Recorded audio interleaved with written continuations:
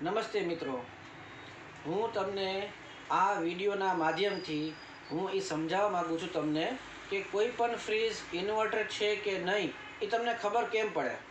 આપણે જોઈએ. જુઓ, આ ફ્રીજમાં લખ્યું છે 10 વર્ષ વોરંટી. આમાં ક્યાંય ઇન્વર્ટર શબ્દ લખ્યો નથી, એટલા માટે કે આ નોન ઇન્વર્ટર ફ્રીજ છે. અહીંયા આવો, આ ફ્રીજમાં લખ્યું છે 10 યર ટેકવાન્સ ઇન્વર્ટર કમ્પ્રેસર. એટલે આનો મતલબ શું થયું કે આ ઇન્વર્ટરવાળું કમ્પ્રેસર છે, બરાબર. આ ફ્રીજ છે કેલ્વિનેટર કંપનીનું, અને આ ફ્રીજ તમે જોયું સિંગલ ડોરનું ફ્રીજ છે, એ પણ કેલ્વિનેટર કંપનીનું છે, બરાબર. હવે તમે બે ફ્રીજ જુઓ,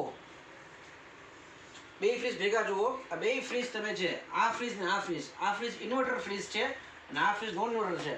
આમાં પણ તમને ઇન્વર્ટર મોડલ મળી જશે, બરાબર. એટલે તમારે જોવાનું, તમારે ઇન્વર્ટર જોઈએ છે તો તમે લઈ શકો, ન જોઈએ તો પણ લઈ શકો, કે ન જોઈએ એવું પણ લઈ શકો.